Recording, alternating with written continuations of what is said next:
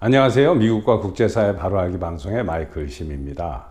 제가 지난 몇 주간 계속해서 서울과 캘리포니아에서 출판 기념회 겸 강연을 계속 하고 있어서 여러분들을 자주 찾아뵙지 못하는 점을 죄송스럽게 생각합니다. 자, 이제 미국의 대선이 불과 일주일밖에 남지 않았습니다. 이번 대선에서 트럼프 대통령이 엄청난 대승을 거둘 것으로 이렇게 예측하고 있는데, 트럼프 대통령의 메시지는 매우 간단합니다. 내가 재임했을 4년 동안 미국의 경제, 외교 모든 게 좋았다. 그런데 지난 바이든 해리스 정권 4년 동안 완전히 미국의 경제는 폭망을 했고, 인플레이션은 2차 대전 이후로 사상 최고로 뛰어서 물가가 2배, 3배, 어떤 것은 그 이상 되는 것도 있고, 이렇게 어마어마한 그 고통이 모든 미국인에게 안겨졌다. 그래서 다시 나를 뽑아라. 그러면 다시 좋은 경기와 국제관계, 또 전쟁 없는 세상, 이런 식으로 좋은 날이 올 것이다 라는 그 매우 간단한 메시지가 지금 미국 국민들에게 먹히면서 작용을 하고 있습니다. 자, 우리가 이제 수치를 한번 보면은 미국 전체 내셔널이라고 돼 있죠. 트럼프 대 해리스의 그 예측되는 숫자를 이제 본 것입니다. 조사한 기관은 뭐 에머슨도 있고 뉴욕 타임즈, 뭐 CNN, 월스트리트 저널 이런 식으로 쭉 나와 있는데, 그 오른쪽에 보면 트럼프가 뭐 0.1%, 뭐 3%, 2% 계속해서 이렇게 앞서 있는 것으로 나와 있죠. 이것은 어마어마한 충격적인 숫자입니다. 왜 이 내셔널 보트 숫자가 중요하냐면은, 여러분들도 많은 분들이 아시고 계시리라 믿습니다만, 혹시 모르시는 분을 위해서 제가 미국의 대선 제도를 잠깐 설명을 드리면, 미국의 대통령 선거는 국민표 전체 숫자가 결정하는 직접 선거가 아니고 각 주가 던진 선거인단 표 숫자를 합친 것으로 대통령을 선출하는 간접 선거입니다. 미국의 총 선거인단 표수가 538표입니다. 그러니까 그것의 반인 269 이상을 득하면, 그러니까 270표를 득하면은 대통령이 당선이 되는 건데, 트럼프 대통령은 지금 어마어마한 랜드슬라이드, 그러니까 340표나 또는 345표 이상을 받을 가능성도 많습니다. 해리스는 사실 승리할 가능성이 지금 거의 없습니다. 말씀드린 것처럼 비슷하려면, 두 후보가 비슷하게 선거인단 표를 받으려면 national vote, 전체 미국 국민이 던진 표에 약 3% 이상을 민주당이 앞서야만 선거인단 표가 똔똔이로 비슷하게 나오는 거예요. 그런데 미국 대선에서 공화당 후보가 전체 국민 숫자를 이긴 적이 그다지 많지 않습니다.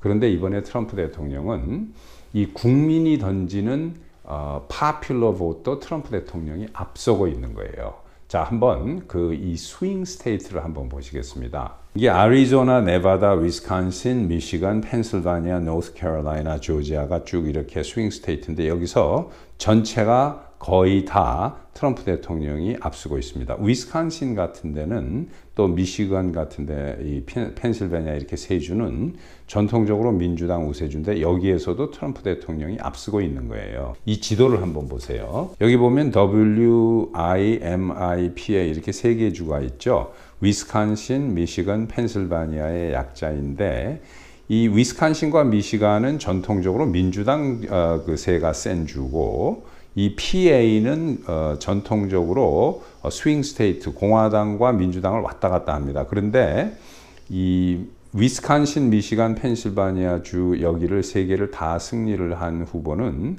1992년 이후로 없습니다. 공화당 후보는. 그러니까 다 민주당세가 세기 때문에.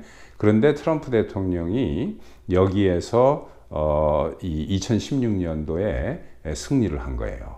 그런데 다음 주에 치러진 선거도 이미 여기서 트럼프 대통령이 세 주에서 다 앞서고 있습니다. 이 세 주에서 승리를 하면은 얘기는 끝나는 겁니다. 해리스가 도저히 트럼프 대통령을 이길 수 있는 방법이 없습니다.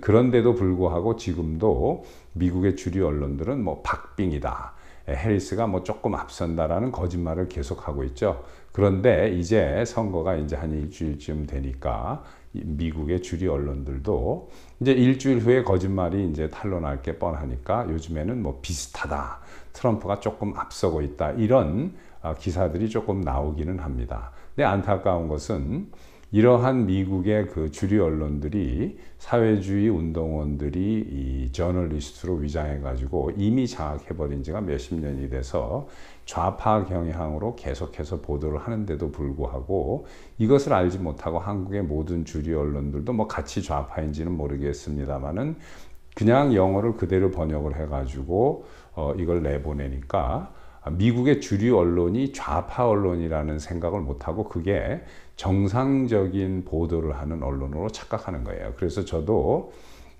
지난 4년 동안 뭐 친구라든가 친척들에게 이런 이야기를 하면 도저히 뭐 제가 정상이 아닌 것처럼 이런 취급을 하고 또 제가 이번에 7월 달과 한 3주 전에 한국에 갔었습니다마는 갔을 때 강연을 여러 군데서 했어요. 그때 가장 먼저 하는 질문이 트럼프가 대통령에 재선되면 한국에는 위험하다, 방위비를 많이 올려달라고 하니까 한국은 바이든이나 해리스가 되는 게 더 유리하다라는 이런 어처구니 없는 세계 10위권, 9위권의 경제 대국이라고 하면서 전 세계에서 여행도 가장 그 인구 비례당으로 많이 다니고 골프도 미국인, 일본인 다음으로 많이 치는 그런 나라가 됐는데 자기네 나라를 지키는 데 들어가는 돈을 안 내겠다고 이렇게 다른 나라에서 내달라고 하는 것은 정말로 낯뜨거운 이야기죠. 그리고 많은 분들이 제가 이 이야기를 계속 드립니다마는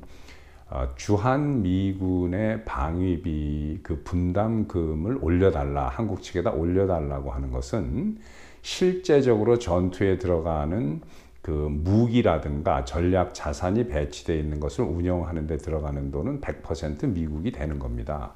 미국에서 한국 측에다가 그 올려달라는 그 부분은 방위비가 아니고 사실은 주한미군의 체류 비용의 일부를 부담하라는 거예요.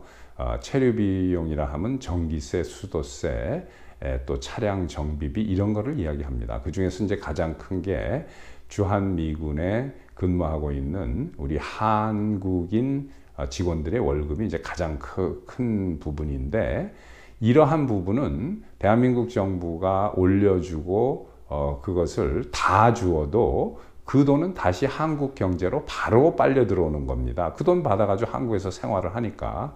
그런데 이걸 못 내겠다고 하는 것은 주한미군을 철수하라고 하는 거나 마찬가지죠.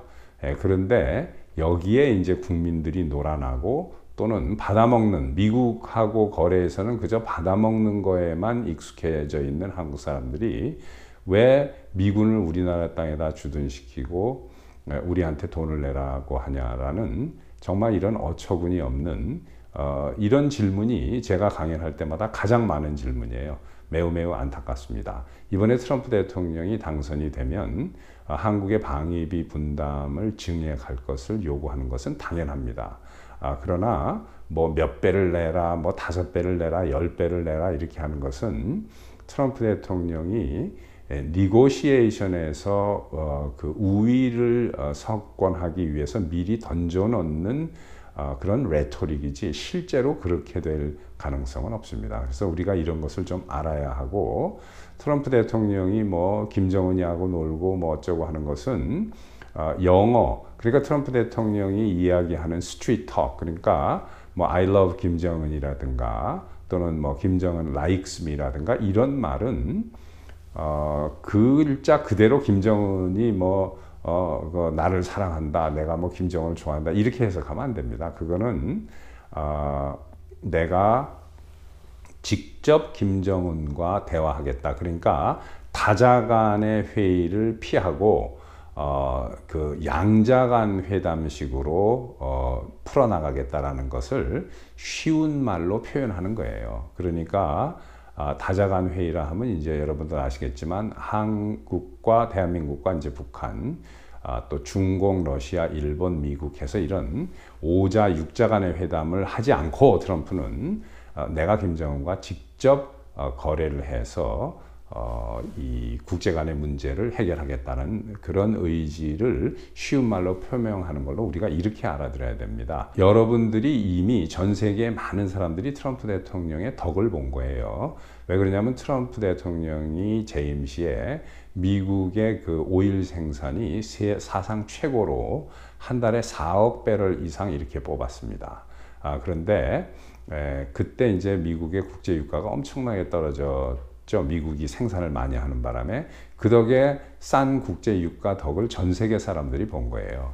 그러나 이제 바이든이 들어서서 미국의 오일 생산을 중단하고 미국이 오일을 다른 나라에서 수입을 해다 쓰기 시작하니까 국제 유가가 뛰면서 많은 이 나라가 미국은 물론이고 많은 나라도 그거에 피해를 본 겁니다. 그래서 인플레이션이 시작되고 그래서 이것은 트럼프 대통령에게 그 비난을 하고 욕을 하는 것은 여러분들이 가짜 언론, 가짜 뉴스를 내보내는 미국의 주류 언론의 탓도 있고 또 그런 것을 계속해서 여러분들이 구분하지 못하고 속는 그런 이유도 있습니다. 그러나 이제 일주일 남짓 후면 미국의 대선이 이제 개표 그 결과를 발표하면서 좀 더 전쟁이 없고 좀 더 인플레이션이 내려가고 좀 더 좋은 경제로 발전하는 그러한 시기에 접어들 것으로 그렇게 생각합니다. 여러분 감사합니다. 또 뵙겠습니다.